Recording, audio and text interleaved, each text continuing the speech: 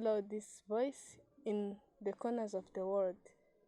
We are your brothers and sisters who preach the last message of warning, revival, and reformation. Today, I'm blessed to be with you, and my name is Albine MWIZERA INEZA. We are going to share a lesson, but before we go on, let us first ask the Holy Spirit guidance through prayer. Our Heavenly Father, we thank you for your mercy and protection. May your name be glorified. We thank you for this time you offer us so that we may learn your word. We ask your Holy Spirit's guidance to understand it and to put it into practice. In Jesus' name I pray. Amen. The topic of this time is entitled Knowing God. Many people talk about God. Some say that he doesn't exist, others say he exists. But in this lesson, we are going to explore more what the Bible says about God. We will know his existence, we will know his power and his protection. Step by step, we will come to the conclusion, and I hope everyone will come to know who is God and what is his character. The world, the human beings, and the whole universe don't control themselves. There is a power that controls everything. Scientists try to explain the origin of the world. There are different theories which try to explain it, and some may contradict others. There are some theories such as Darwin's theory or Big Bang theory. They all try to explain the origin of the universe, the origin of human being.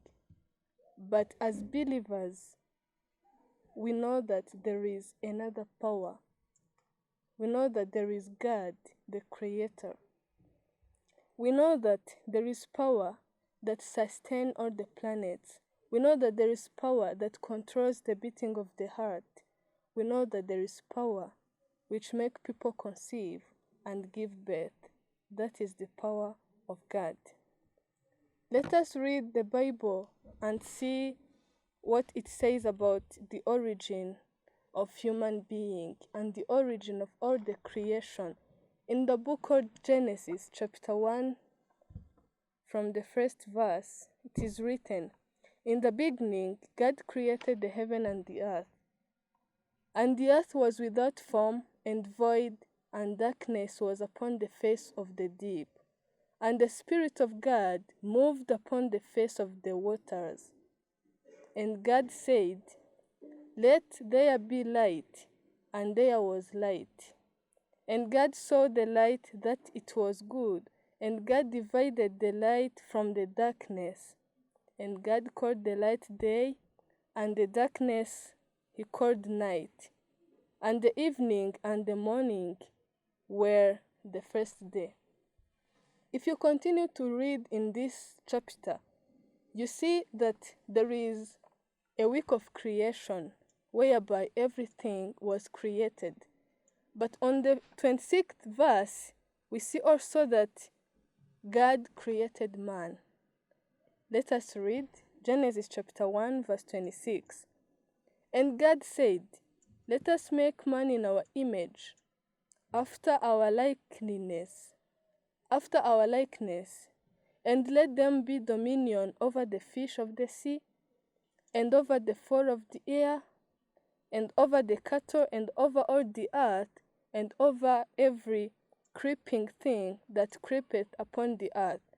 So, God created man in his own image. In the image of God created he him. Male and female created he them. From this, we are sure that God himself created heaven and earth, created all the things that we see here on earth, and he is the creator of human being. This creator has power. From the Bible, we see that God is Almighty. We see this in different verses that I'm going to share with you. The first verse is Genesis chapter 17, the first verse. It is written, "And when Abraham was 90 years old and 9, the Lord appeared to Abraham and said unto him, I'm the Almighty God. Walk before me and be thou perfect." When we say Almighty God, I hope everyone knows this vocabulary. God is Almighty. Nothing is impossible, as it is also written in another book that I'm going to share with you. Jeremiah chapter 32, verse 17, it is written, "Our Lord God, behold, thou hast made heaven and earth by thy great power and stretched out arm, and there is nothing too hard for thee." There is nothing too hard for God. He is the creator. Imagine, we see people who study different sciences. There are people who are able to take one seed of avocado and another one, and they mix it up and they produce another seed. But you know that they start from what God has already created. No one is able to invent his or her own thing, but all people use what God created. They either use plants or stones or whatever, but they start from what God created. So think, can someone or can such power which created heaven and earth become unable to accomplish any task? It's impossible. From this verse, God, there is nothing too hard for God. Exodus chapter 6, the third verse, when God was revealing himself to Moses, when he was about to call him to go in Egypt to deliver his children, Israelites, God said his name, and listen what he said. Exodus chapter 6, the third verse. "And I appeared unto Abraham, and to Isaac, and unto Jacob, by the name of God Almighty, but by my name Jehovah was I not known to thee." To them, God is Almighty. Nothing is impossible. In Psalms chapter 104, also, I'm going to read the first and the fifth verse. Listen carefully. "Bless the Lord, O my soul. O Lord my God, thou art very great. Thou art clothed with honor and majesty. Who laid the foundation of the earth, that it should not be removed forever? Thou covered it with the deep as with a garment. The waters stood above the mountains. At thy rebuke they fled. At the voice of thy thunder they hasted away. They go up by the mountain, they go down by the valleys, unto the place which thou hast founded for them. Thou hast set a bound that they may not pass over, that they return not again to cover the earth." You always see the rivers, the seas, and the oceans. God himself set the bound that they may not go far from it. They may not return again to cover the earth. It happens that inundations also happen, but remember, those are the signs to remind us that God is the Almighty. Nothing is impossible to God. God is able to find the way in the sea. As we read in Psalms chapter 106, verse 9, when they were repeating the history of Israelites, they remembered how God himself found a way in the sea, in the Red Sea, for them to move from Egypt to Canaan, they had to pass in Red Sea. Imagine, it's a sea, but God was able to find a way in the sea. For people who don't believe that God exists, they may reflect back to this action. Let us read Psalms chapter 106, verse 9. He rebuked the Red Sea also, and it was dried up. So he led them through the depths as through the wilderness. They passed in waters as they are passing on the ground. Imagine that power. Who else can do this except God the Creator? God is able to find water in the desert. When Israelites, after passing the Red Sea, when they arrived in the desert, they were thirsty, but God was able to find for them water for drinking. Let us read it in Exodus chapter 17 from the 3rd verse up to the 6th verse. It is written, "And the people thirsted there for water, and the people murmured against Moses, and said, Wherefore is this that thou hast brought us up out of Egypt to kill us and our children and our cattle with thirst? And Moses cried unto the Lord, saying, What shall I do unto these people? They be almost ready to stone me. And the Lord said unto Moses, Go on before the people, and take with thee of the elders of the Israel, and thy Lord, wherewith thou smotest the river, take in thine hand and go. Behold, I will stand before thee there upon the rock in Horeb, and thou shalt smite the rock, and there shall come water out of it, that the people may drink. And Moses did so in the sight of the elders of Israel." Imagine the rock, but because God commanded to smite it, they did it, and then water came out of the rock. This phenomena is unnatural. It can't be accomplished by any power except the power of God the Almighty.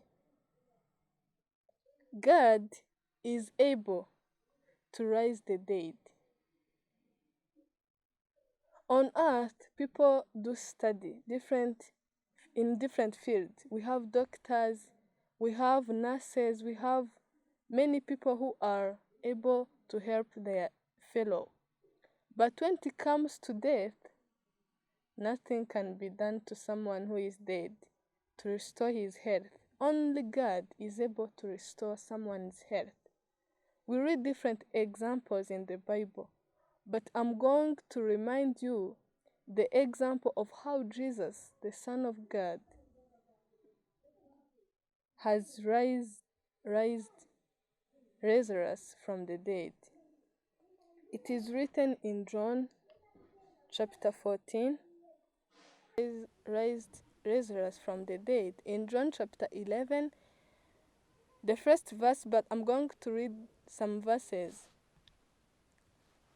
Now a certain man was sick, named Lazarus, of Bethany, the town of Mary and her sister Martha.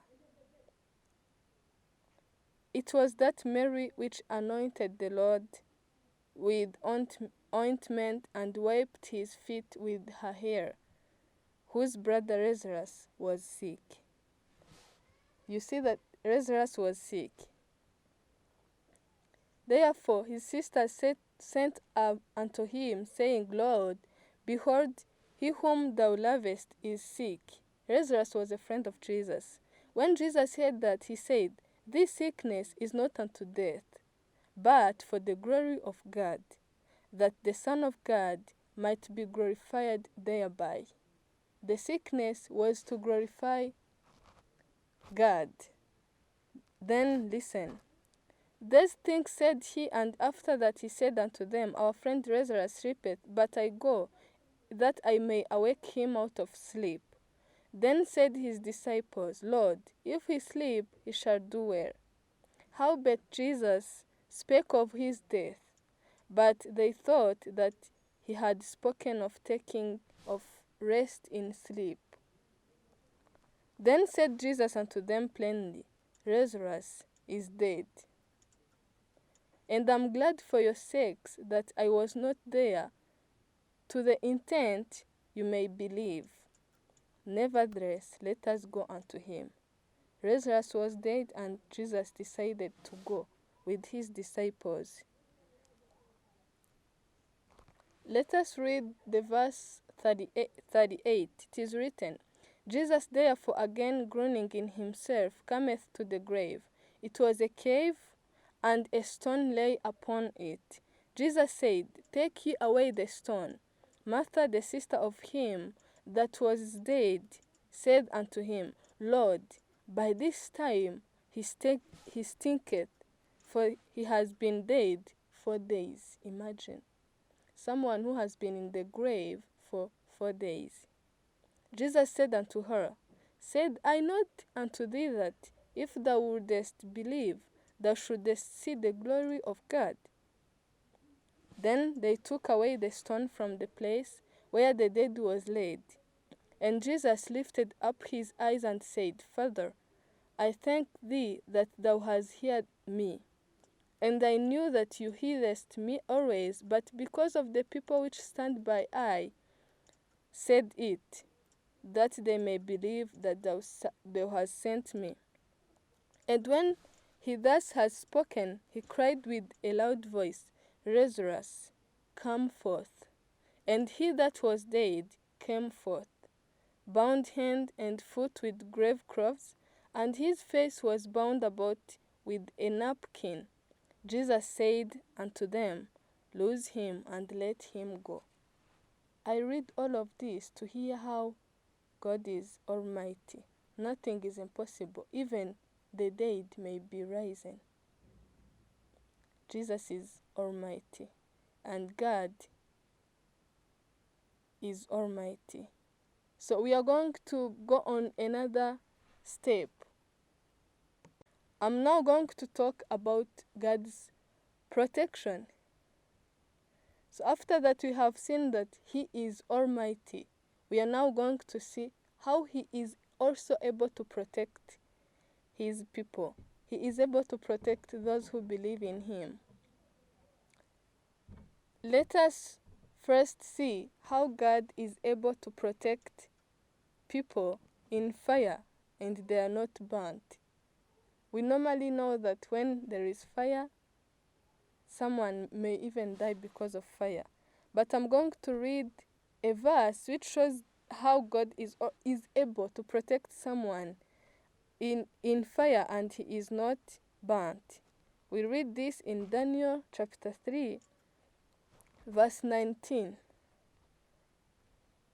It is the story of 3 Hebrews who were put in the furnace of fire so that they may be burnt, because they have refused to worship the image that the king has created.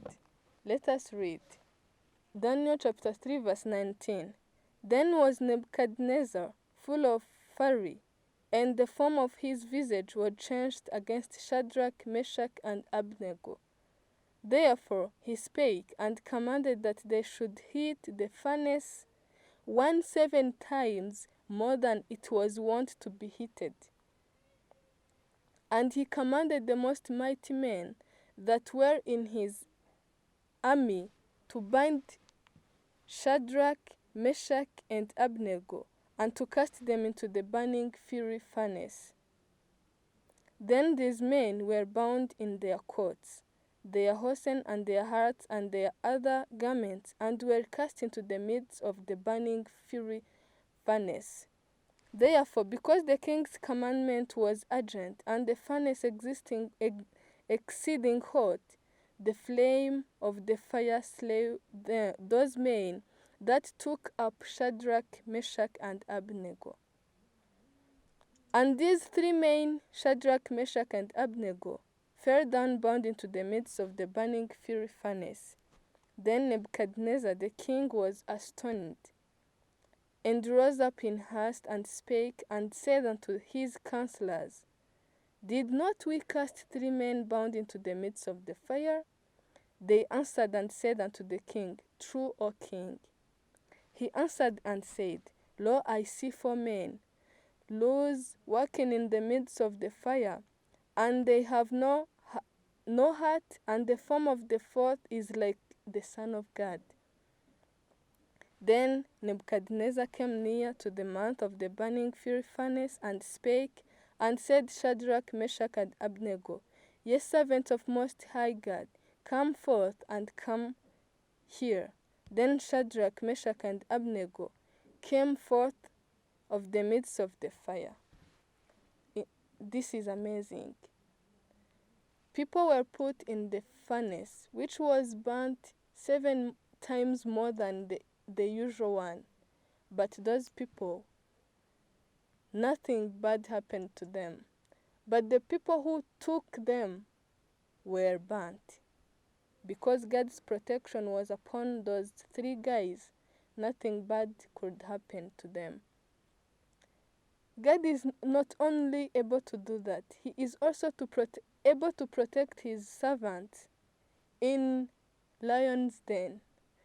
Daniel chapter 6, from the 16th verse up to 22nd, we also read the story of how Daniel refused to worship the king and worshipped God instead. They put him in a lion's den, but nothing bad happened to him. Let us read one verse, Daniel chapter 6, verse 21. It is written, let us start from the 20th verse. And when he came to the den, he cried with a lamentable voice unto Daniel. And the king spake and said to Daniel, O Daniel, servant of the living God, is thy God, whom you serveth continually, able to deliver thee from the lions?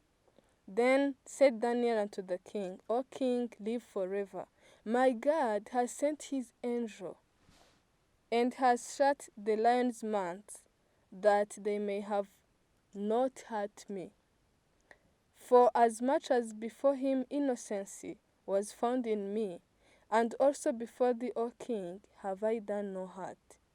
Daniel was protected from the lion's den because God is able to protect his people. God is also able to protect his servant in the belly of the fish. Imagine, the fish has digestive system. He could secrete enzymes to digest someone. But when Jonah was swallowed by the fish, nothing bad happened. Because God is the one who controls everything, He commanded the fish not to digest Jonah. We read this story in Jonah chapter 2. Let us read only 3 verses. Jonah chapter 2 from the 1st verse. Now the Lord had prepared a great fish to swallow up Jonah. And Jonah was in the belly of the fish 3 days and 3 nights. Then Jonah prayed unto the Lord his God, out of the fish's belly. When Jonah has found that he is swallowed, he remembered God and prayed. So on the 11th verse,